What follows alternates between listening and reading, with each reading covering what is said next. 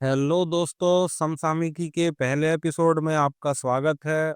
और आज हम चर्चा करने वाले हैं बिहार के होने वाले विधानसभा चुनावों पर। तो जैसा कि आपको पता है, इलेक्शन कमीशन ने 2 फेज़ में बिहार विधानसभा के इलेक्शन अनाउंस किए थे, जिसमें पहला फेज़ 6 नवंबर को वोटिंग होने वाली है और दूसरा फेज़ 11 नवंबर को वोटिंग होने वाली है।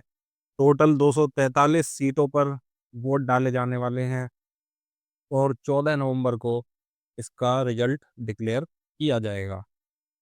तो जो अभी की जो विधानसभा है, वो अपना कार्यकाल 22 नवंबर को पूरा कर लेगी। तो उससे पहले-पहले नई सरकार का चुना जाना ज़रूरी है। तो उसी के लिए 6 नवंबर और 11 नवंबर को वोट डाले जाने वाले हैं। अगर आप बात करेंगे पिछली विधानसभा की, तो पिछली विधानसभा में जो आप देखेंगे, पूरा नाटकीय घटनाक्रम से पूरा भरा रहा पिछला विधानसभा का पिछला टेन्योर पूरा विधानसभा का। इसमें आप देखेंगे सबसे पहले जेडीयू ने बीजेपी के साथ अपना जो अलायंस था, उसको ख़त्म कर दिया 2022 में। उसके बाद उन्होंने फिर से महागठबंधन के साथ अपना अलायंस बनाया और नीतीश कुमार फिर से चीफ मिनिस्टर हो गए। उसके बाद 2024 में जेडीयू ने महागठबंधन के साथ फिर से अपना अलायंस ख़त्म किया और वापस से वो एनडीए के साथ आ गए और फिर से नीतीश कुमार एक बार चीफ मिनिस्टर चुन लिए गए। अब इस बार अगर आप देखेंगे तो महागठबंधन, एक तरफ महागठबंधन लड़ रहा है, दूसरी तरफ जेडीयू प्लस बीजेपी, जो ये मिलकर और जो इनका पूरा एनडीए का कुनबा है, वो मिलकर लड़ रहा है। तो अगर हम देखें, तो ये 2 फेज़ में आपके इलेक्शन इस बार होने वाले हैं। ये आप देख लीजिए, ये येलो कलर में जो आपको सीटें दिख रही हैं, ये पहले फेज़ में वोटिंग के लिए जाएँगी 6 नवंबर को, और ये जो पर्पल कलर में आपको सीटें दिख रही हैं, ये सेकंड फेज़ यानी कि 11 नवंबर को वोटिंग के लिए जाने वाली हैं। पटना जो राजधानी है बिहार की, तो वहाँ की सारी सीटें आपकी पहले फेज़ में ही निपट जाएँगी।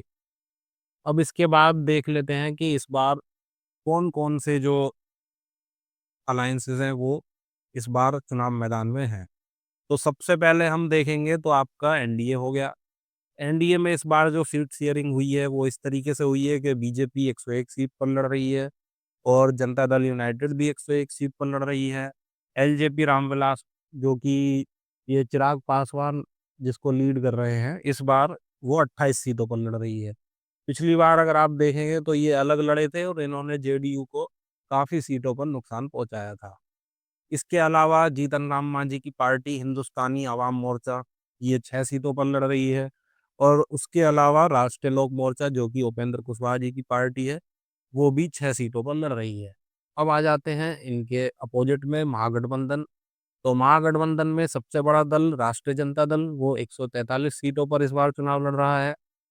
कांग्रेस भी 61 सीटों पर इस बार चुनाव लड़ रही है। इसके अलावा विकासशील इंसान पार्टी वीआईपी, ये मुकेश सैनी जी की पार्टी है, ये 20 सीटों पर इस बार चुनाव लड़ रही है। इसके अलावा फिर आप देख लीजिए लेफ्ट पार्टियां हैं। तो लेफ्ट पार्टी में जो आपकी सीपीआई, मार्क्सिस्ट, लेनिनिस्ट, लिबरेशन, ये 12 सीटों पर लड़ रही है। हम सीपीआई 9 सीटों पर लड़ रही है, सीपीआई मार्क्सिस्ट 4 सीटों पर और इंडिया इंक्लूसिव पार्टी 3 सीटों पर लड़ रही है। इसके अलावा आप देखेंगे तो एक तीसरा भी अलायंस बना है, ग्रांड डेमोक्रेटिक अलायंस। इसमें ओवैसी जी की पार्टी एआईएमआईएम, ये 25 सीटों पर इस बार लड़ रही है। फिर एक आरएलजेपी, ये चिराग पासवान जी के चाचा जी की पार्टी है, ये 25 सीटों पर इस बार लड़ रही है। और इस बार आप देखेंगे तो जो नगीना से सांसद हैं चंद्रशेखर, उनकी जो पार्टी है आज़ाद समाज पार्टी, वो भी इस बार बिहार में 25 सीटों पर अपना जोर आजमाइश कर रही है। और इसके अलावा अपनी जनता दल, ये 4 सीटों पर लड़ रहे हैं।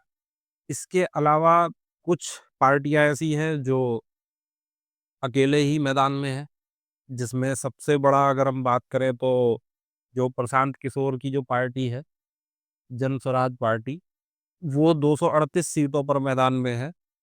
और बीएसपी भी, जो बहन जी की पार्टी है, बहुजन समाज पार्टी, वो भी 130 सीटों पर ताल ठोक रही है। इसके अलावा अरविंद केजरीवाल जी की पार्टी, आम आदमी पार्टी, वो भी 121 सीटों पर अपनी किस्मत आज़मा रही है। और तेज प्रताप यादव, जिनको कि आरजेडी से निकाल दिया गया था, उन्होंने अपनी नई पार्टी बनाई जेजेडी। वो 22 सीटों पर इस बार चुनाव लड़ रही है। अब इस बार हम देख लेते हैं कि कौन कौन हैवीवेट इस बार चुनाव मैदान में है। तो ये बड़ा ही इंटरेस्टिंग आपको मैं दिखाने वाला हूँ इस बार, कि जो हैवीवेट्स हैं उनमें काफी लोग ऐसे हैं जो इस चुनाव मैदान में है ही नहीं। नीतीश कुमार जी, जो कि अभी करंटली सीएम हैं और 20 साल से वो सीएम है बिहार के, वो चुनाव नहीं लड़ रहे हैं। तो आप सोचेंगे कि वो चुनाव क्यों नहीं लड़ रहे हैं? क्योंकि वो एमएलसी हैं।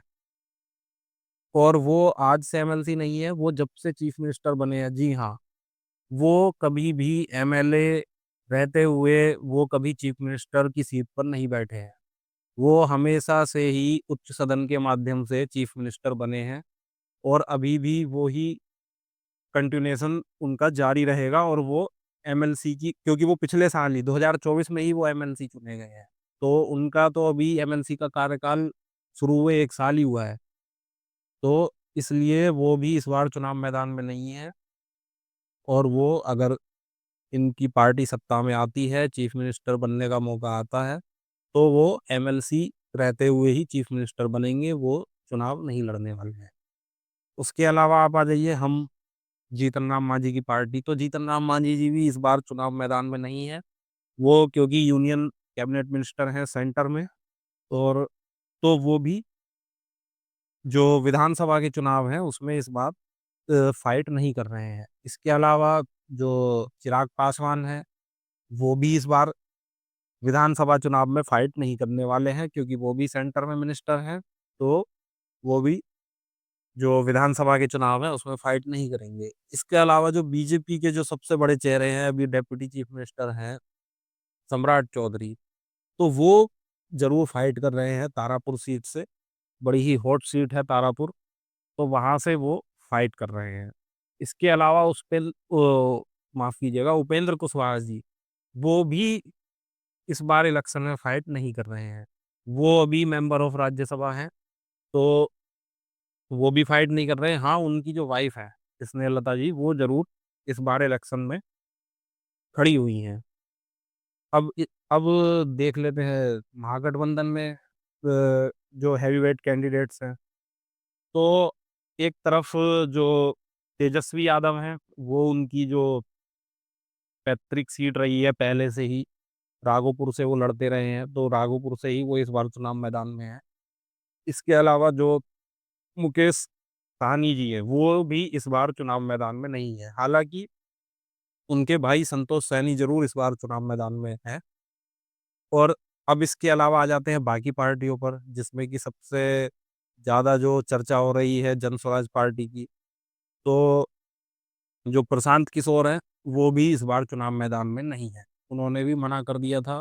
पहले एक बार काफ़ी ये चर्चा उठी थी कि वो राघोपुर से लड़ जाएंगे, सीधी टक्कर देंगे तेजस्वी यादव को, पर लास्ट मोमेंट में उन्होंने अपने जो पैर हैं वो पीछे खींच लिए।